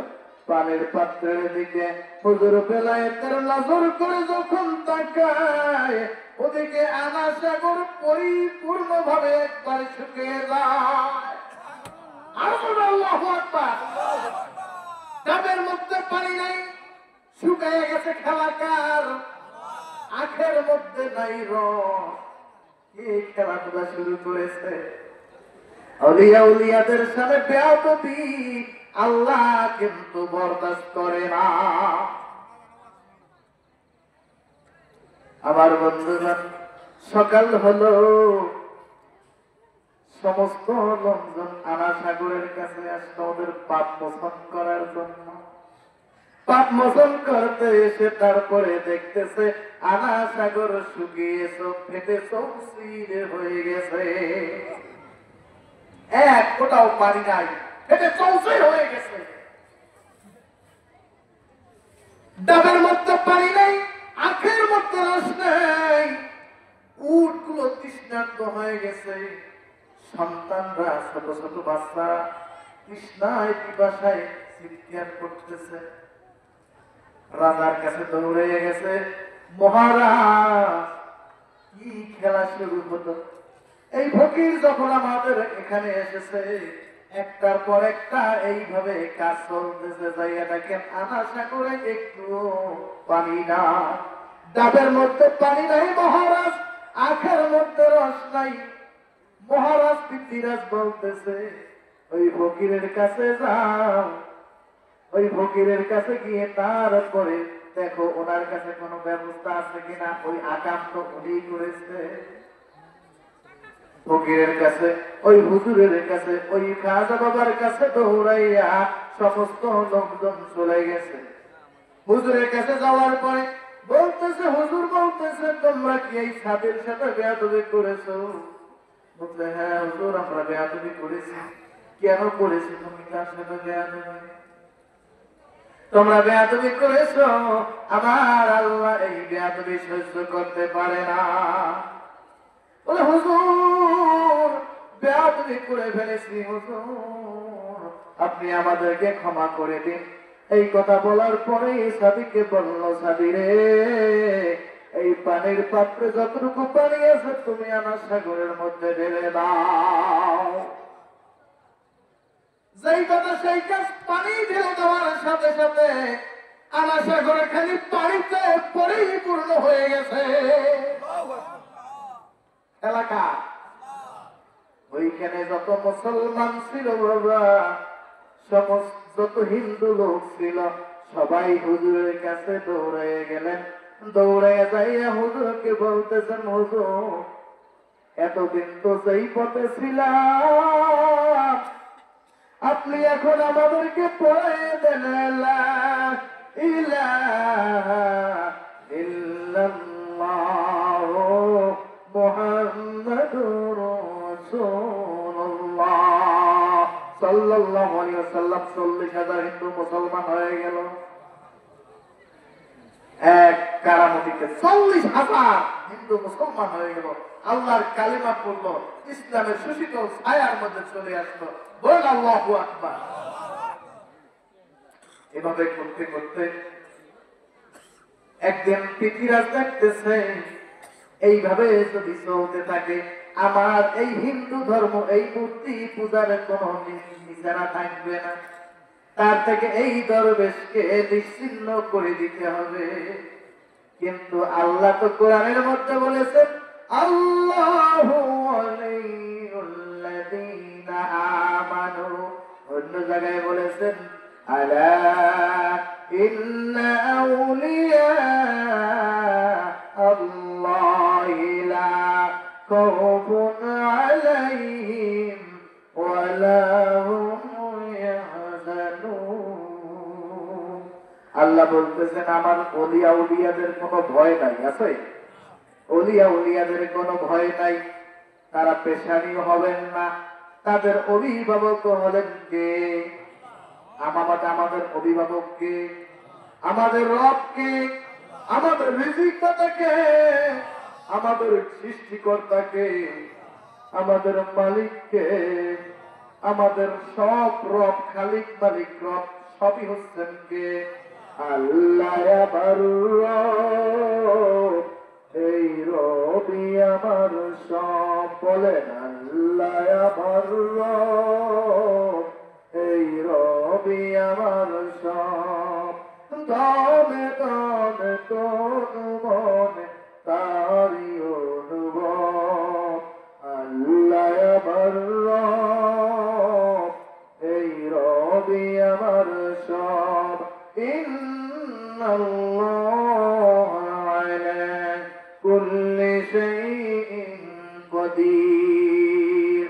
আল্লাহ বলতেছেন, আমি রব্বুল আলামিন, আমি সমস্ত বিষয়ের ক্ষমতাবান, সমস্ত সব দিক থেকে শক্তির উৎসকে। আল্লাহ ছাড়া কোন পাওয়ার মুমিনের জন্য আছে নাকি? মুমিন চলে কার পাওয়ারে?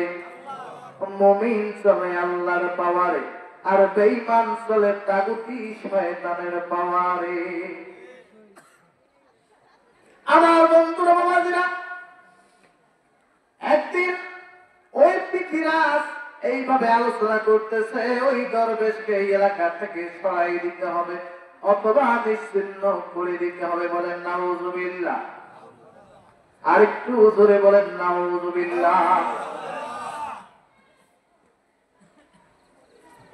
রাজা পৃথিবীরাজ আলোচনা করতেছে, পূজার সময় হয়ে গেছে, পূজার সময় চলে এসেছে, পূজা করা শুরু করেছে। এই মুহূর্তে ওই পূজারীদের কানে ভেসে এসেছে আল্লাহু আকবার ধ্বনি, আযানের ধ্বনি চলেছে। আল্লাহু আকবার, আল্লাহু আকবার, আল্লাহু আকবার,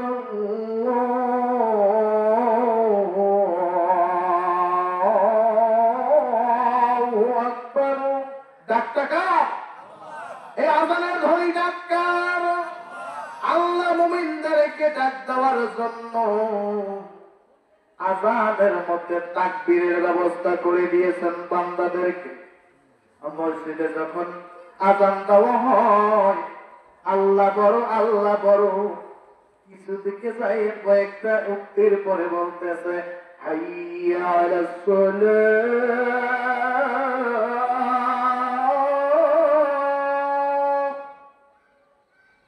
কোথায় আসো? নামাজের দিকে চলে আসো, নামাজের দিকে চলে আসো। ডাকটা কি মুয়াজ্জিনের না আল্লাহর ডাক? আল্লাহর ডাক। আল্লাহকে আল্লাহ বান্দাকে ডাকতেছেন, বান্দা নামাজের দিকে যাও। আমরা যদি আল্লাহর কাছে জিজ্ঞেস করি, আল্লাহ এই নামাজের দিকে যাইতে বললেন, রব্বুল আলামিন নামাজের দিকে গেলে কি হবে?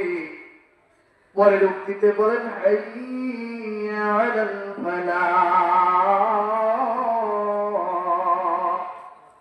নামাজ যদি পড়ো বান্দা, তোমার মঙ্গল হবে, কপাল খুলে যাবে।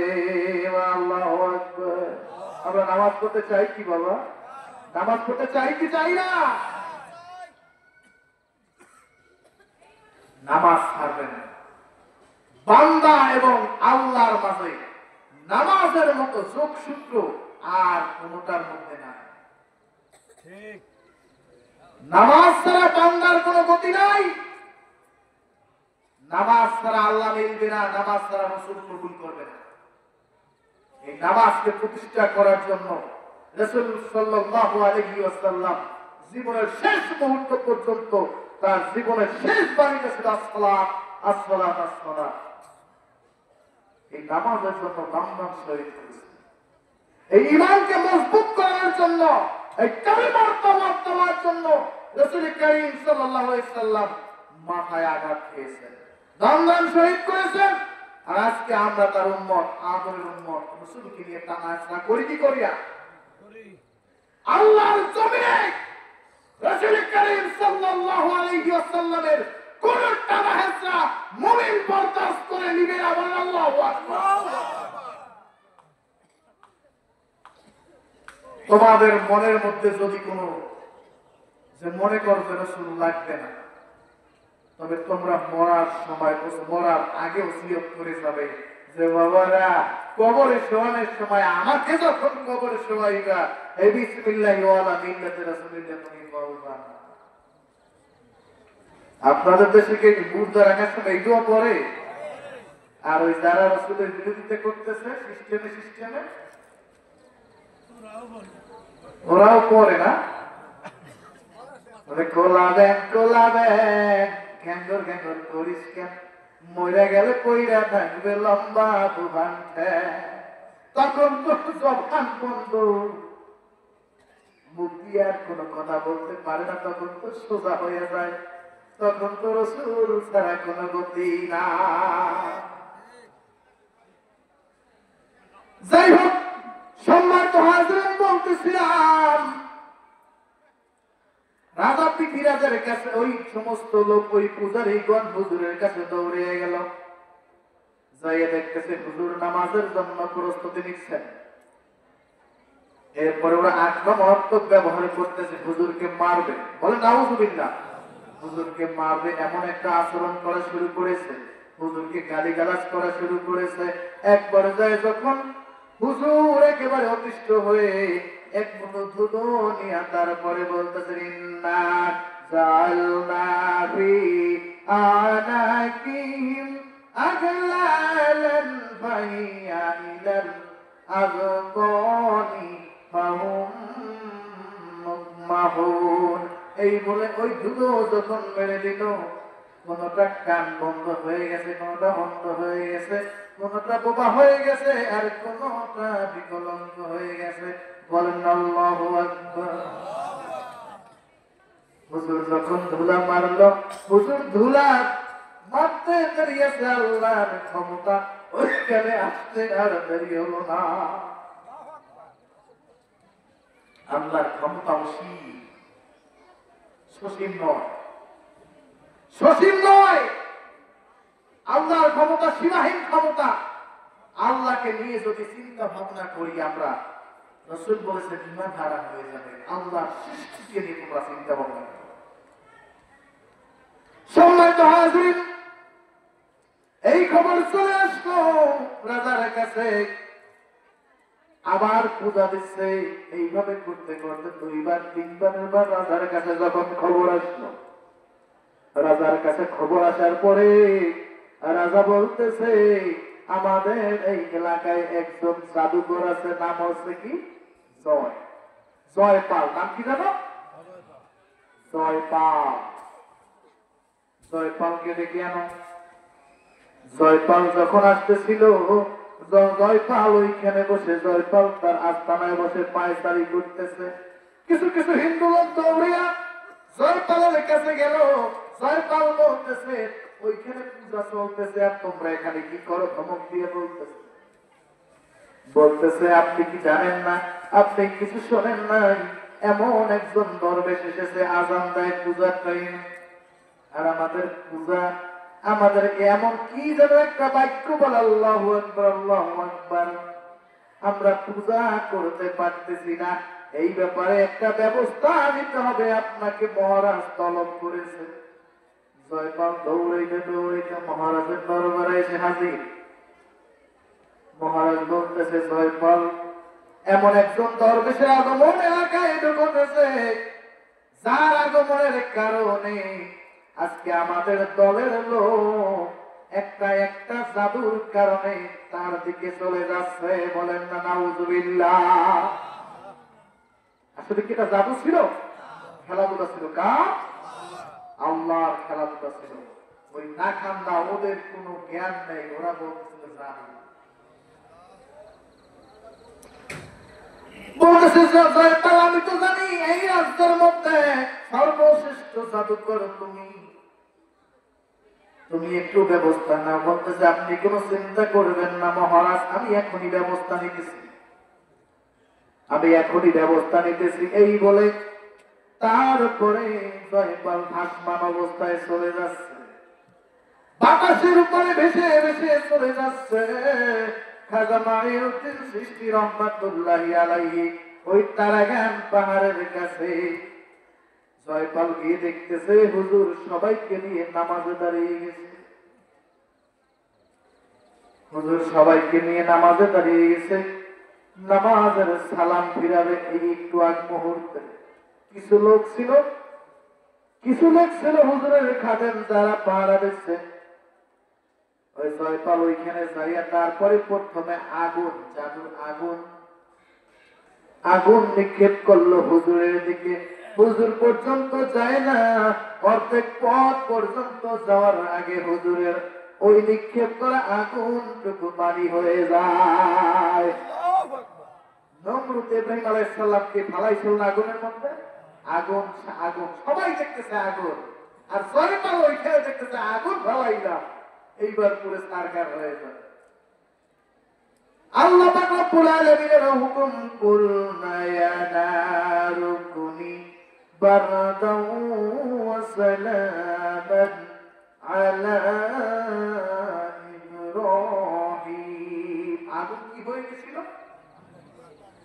আগুন শান্তিদায়ক হয়ে যাওয়া আল্লাহর হুকুম। আর ইব্রাহিম আলাইহিস সালাম দেখলেন সব কিছু ফুল বাগানে পরিণত হয়ে গেছে। আল্লাহু আকবার। খাজা মাইনুদ্দিন চিশতি রহমাতুল্লাহি আলাইহি নামাজ পড়তেছিলেন। আল্লাহ তখন তাকে আনন্দ করতেছিলেন যে আমার বান্দা আমাকে ডাক দিতেছে, আমার সাথে কানেকশন শুরু করেছে। এই মুহূর্তে আমার বান্দাকে রক্ষা করার দায়িত্ব আমার। আগুন নিষ্ক্রিয় হয়ে গেছে। জয়পাল দেখতেছে আগুনে কাজ হলো না। কিছুক্ষণ পরে ধুলা নিক্ষেপ করলো পাহাড়ের উপর থেকে, বড় বড় ফুটে এইভাবে করে এই পাথরের খোয়া নিক্ষেপ করতেছে। এই পাথরের খোয়া নিক্ষেপ করতেছে, হুজুর পর্যন্ত আসে না। ওইখানে পাথরের খোয়াগুলো আবার ব্যাক করে জয়পালের দিকে চলে যায়। কিছুক্ষণ পরে দেখতেছে এখন তো আর কোনো কাজ হচ্ছে না। যখন এই দিক থেকে কোনো কাজ হচ্ছে না, পশ্চিম দিকে ফিরে নামাজ পড়তেছে। নামাজের কিবলা কোন দিকে বাবা? মোনাজাতের কিবলা কোন দিকে? মোনাজাতের কিবলা কোন দিকে? মোনাজাতের কিবলা আসমান। মোনাজাতের কিবলা কোথায়? মোনাজাতের কিবলা কবরস্থান নয়। কবর জিয়ারত করতে যাইয়া তারপরে বলে দোয়া কালাম করা হয়, সবাই কবরকে পিস দেন কবরকে। জিয়ারত শব্দ অর্থ কি বাবা? সাক্ষাৎ। জিয়ারত শব্দ অর্থ কি? এখন আপনারা আমাকে সালাম দিলেন অথবা আপনাকে আমি সালাম দিলাম, এই পিছন ফিরে সালাম দিচ্ছি এরকম হাত ধরে, এমন কোন সিস্টেম আছে? জিয়ারত হয় কোন দিক দিয়ে? সাক্ষাৎ হয় কোন দিক দিয়ে? হ্যাঁ, সাক্ষাৎ সামনে দিয়ে হয় না? ওই সাক্ষাৎ সালাম দিলাম সামনের দিকে, হাত দিলে না পিছন দিয়ে হবে? হ্যাঁ, মোনাজাত ওই কবরের দিকে তাকাইয়া যদি আমি হাত তুলি, কবরওয়ালার কাছে হাত তুলছি না আল্লাহর কাছে হাত তুলছি? ফেতনা আছে এখানে? এখানে একটা ফেতনা আছে না? আজকে থেকে মাসলা চাইলেন মোনাজাতের কিবলা আসমান। কোথায়? মোনাজাতের কিবলা আসমান। হাত কি এইভাবে করেন না এইভাবে করেন? তালু কোন দিকে? আমার ভাইরা বাবাজিরা আমার, যোগী জয়পাল দেখতেছে পশ্চিম দিকে কিবলামুখী হয়ে নামাজ পড়তেছে, পিছন থেকে আঘাত করলে কোনো কাজ হবে না, একটু অন্যদিকে যেতে হবে, সামনে গিয়া তারপরে আঘাত করি। তার আঘাত পাহাড়ের উপরে বড় বড় পাথর, এই জাদু দিয়ে বড় একটা পাথর উঠাইয়া তারপরে ওই হুজুরের দিকে নিক্ষেপ করলো। কিছু লোকের নামাজ শেষ হয়ে গেছে, বলতেছে হুজুর এত বড় পাথর যদি আমাদের শরীরে পড়ে, হুজুর না জানি আমাদের কি ক্ষতি হয়ে যায়। হুজুর এইভাবে আঙ্গুল করে তারপরে বলতে ইশারা করে বলতেছে পাথর ওইখানে থামো। বলেন আল্লাহু আকবার। হুজুর বলতেছে পাথর ওইখানে দাঁড়াও, তুমি যদি আল্লাহর পক্ষ থেকে চলে আসো আমার কোনো আপত্তি নেই, আর যদি শয়তানের পক্ষ থেকে আসো আর একটু সামনে আগাবে না। পাথরের জবান খুলে গেছে, হুজুর আমি পাথর আল্লাহর সৃষ্টি, আপনিও আল্লাহর সৃষ্টি, এই পাথর আমাকে শয়তান পাঠায়েছে। হুজুর বলতেছে পাথর তুমি যখন শয়তানের কাছ থেকে এসেছো তুমি ওইখানে দাঁড়িয়ে থাকো, আজ পর্যন্ত ওই তারাগার পাহাড়ের উপরে ওই পাথরটা শূন্যের উপরে ঝুলন্ত আছে, স্মৃতি হিসেবে এখনো আছে। ওই পাথর কোনদিন নিচেও আসবে না, উপরেও। ওইখানে মুসলমানের ইমান, ওগুলো দেখতে পরে মুসলমানের ইমান বাড়ে না। সম্মানিত হাজিরিন, এইবারে যোগী জয়পাল ওইখান থেকে পলাইতেছে, পলায়ন করতেছে। তারপরে হুজুর বলতেছে এখন তো পলাইতেছ, স্যান্ডেলকে ডাক দিয়ে বলতেছে স্যান্ডেল, হে আমার জুতা তুমি ওই বেয়াদবকে ফিরাইয়া নিয়ে আসো। দুই পায়ে দুইটা স্যান্ডেল দুই পাশ থেকে চলে গেছে। সুন্দর করে বলেন আল্লাহু আকবার। সুন্দর করে স্যান্ডেল চলে গেছে, যোগী দৌড়াইয়া পারে না, স্যান্ডেল সামনে থেকে যাইয়া এই কপালের উপরে পিটান শুরু করছে। বলে আল্লাহু আকবার। আল্লাহর ওলিদের সাথে বেয়াদবি করলে এই রকমের স্যান্ডেলের পিটান ছাড়া কোনো উপায় থাকবে না। আজকে আল্লাহর ওলিদের মাজার ভেঙে চুরমার করা হচ্ছে। কেন ভাঙলো ভাই মাজার? ওইখানে মাজার ভাঙিয়ে এই জন্য ওইখানে বসে গান যায়। এইখানে যে শুয়ে আছেন উনি কি গাঞ্জা টানছেন জীবনে? উনি তো আল্লাহ, উনি কি বলছে গাঞ্জা টানতে? ওইখানে নারী পুরুষ অবাধে চলাফেরা করছে, অবাধে একেবারে খারাপ আচরণ করতেছে। তুমি যদি মুসলমান হও, তুমি যদি ভালো করে সন্তান হও, ওই মাজারকে সুরক্ষিত রেখে ওই সমস্ত বেয়াদবদেরকে মাজার থেকে বের হও, আমি তোমাদেরকে সহযোগিতা করব। আজকে কিছু কিছু মাদ্রাসায় বলৎকার করা হচ্ছে, হচ্ছে না? হচ্ছে, কথা বলেন। ভয় লাগে আপনাদের কথা বলতে। মাদ্রাসায় যে বলাৎকার করা আছে, মাদ্রাসা কি ভেঙে দেওয়া উচিত না হুজুরকে ওখান থেকে বাইর করা উচিত? হ্যাঁ, হুজুরকে যদি বাহির করা হয়, মাদ্রাসা যদি নাই ভাঙা হয়, তবে মাজার কেন ভাঙে? তার মানে হলো ওরা ওলিয়া উলিয়াদের দুশ্মন আর মাজারের দুশ্মন। আমার ভাইয়েরা বাবাজিরা আমার, জয়পালকে স্যান্ডেল পিড়াইতে পিড়াইতে তারপরে হুজুরের কাছে নিয়ে আসলো। হুজুরের কাছে আসার পরে জয়পাল ভাবতেছে, এতগুলো কাজ করলাম, এত আঘাত করলাম, হুজুর পর্যন্ত যখন গেল না, আমি এত বড় জাদুকর, হুজুরের স্যান্ডেল তো উঠতে উঠতে এসে আমাকে আঘাত করা শুরু করেছে। নিশ্চয়ই এই কোন সাধারণ লোক নয়, এই হচ্ছে একজন খাস আল্লাহর ওলি। আমার ভুল হয়েছে, আমার ভুল হচ্ছে, এই মুহূর্তে আমাকে আমার ভুল সংশোধন করতে হবে।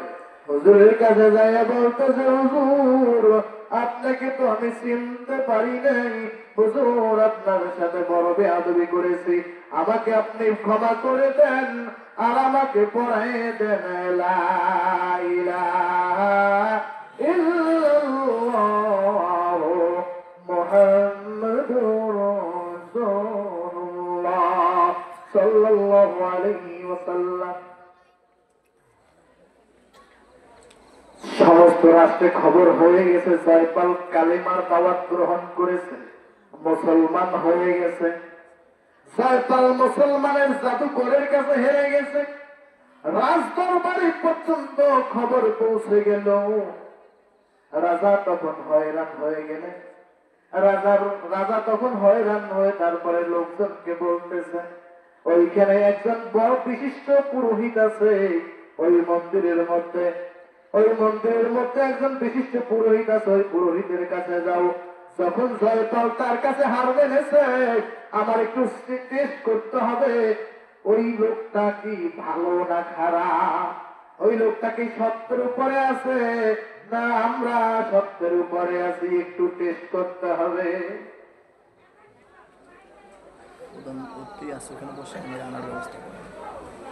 একটু থেকে করেন লা ইলাহা ইল্লাল্লাহ, লা ইলাহা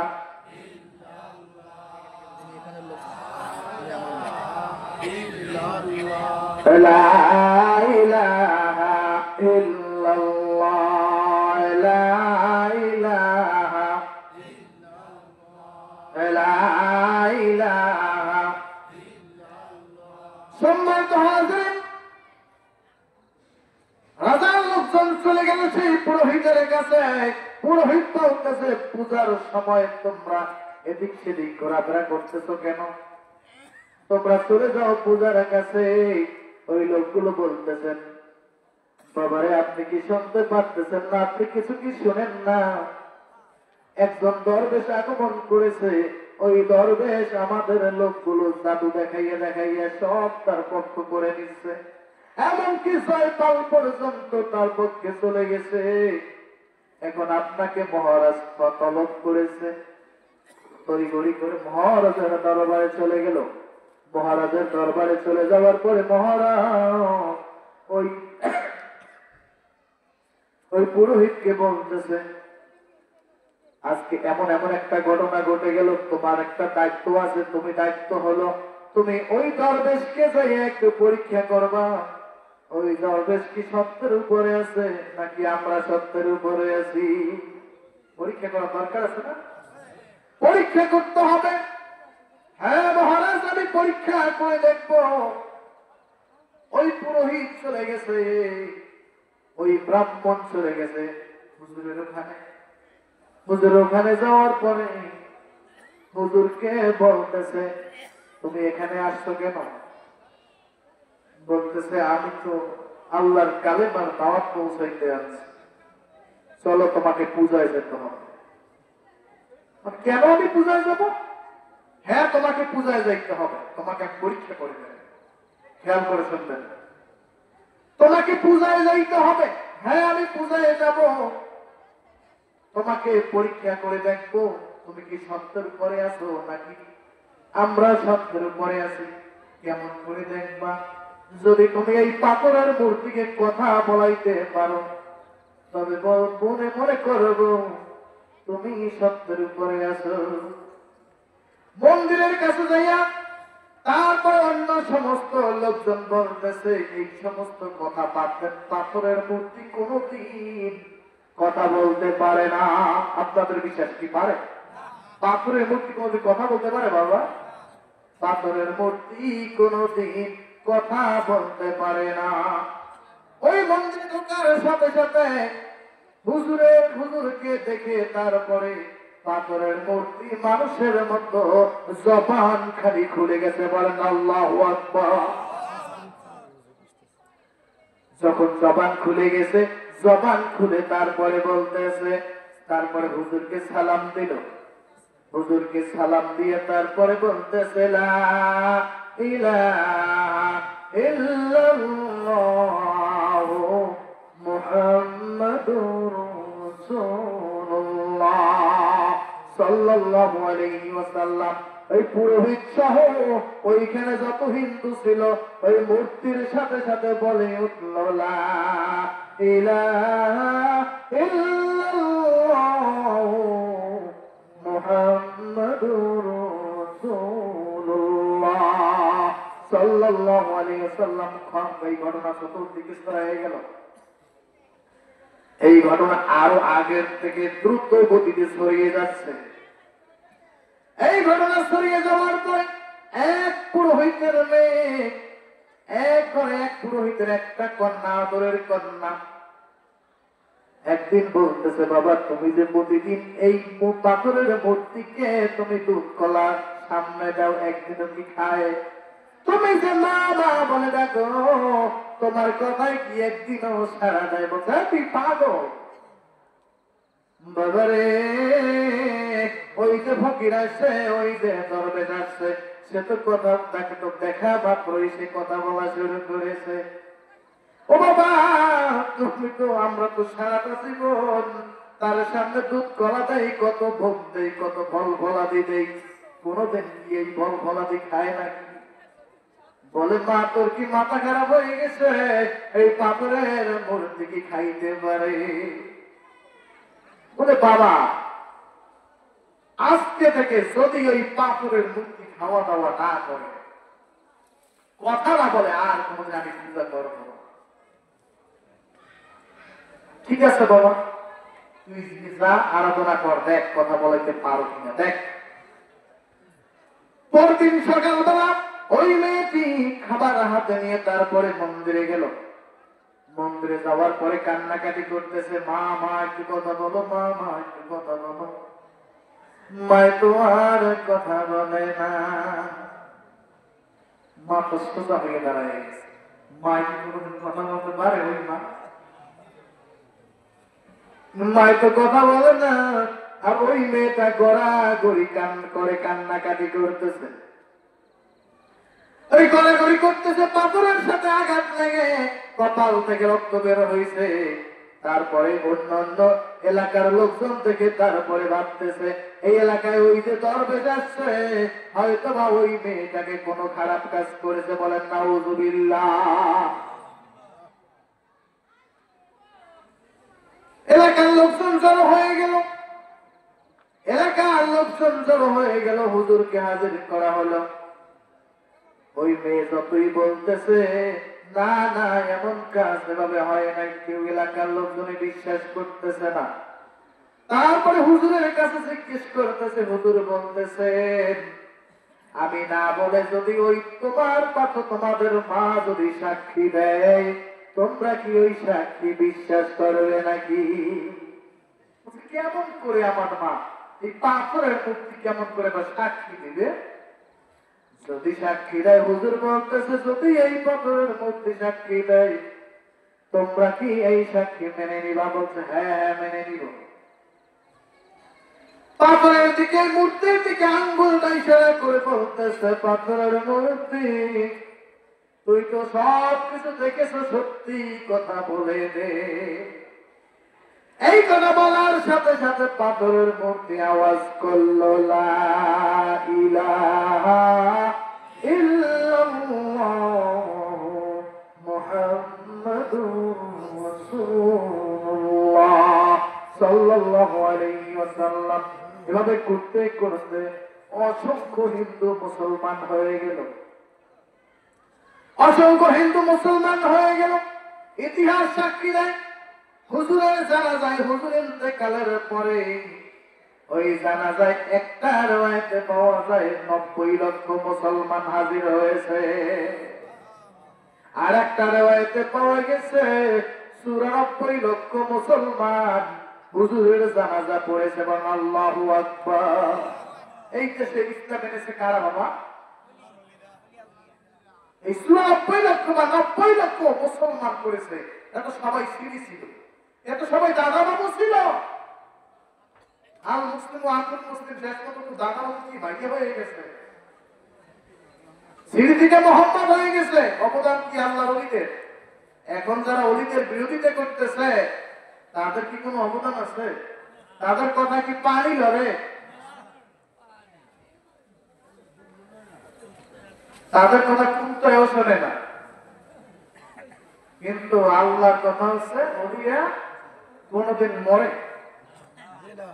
وَلَا تَقُولُوا لِمَن يُقْتَلُ فِي سَبِيلِ اللَّهِ أَمْوَاتٌ بَلْ أَحْيَاءٌ وَلَكِنْ لَا تَشْعُرُونَ। পানিকার সূরা বলেন কার?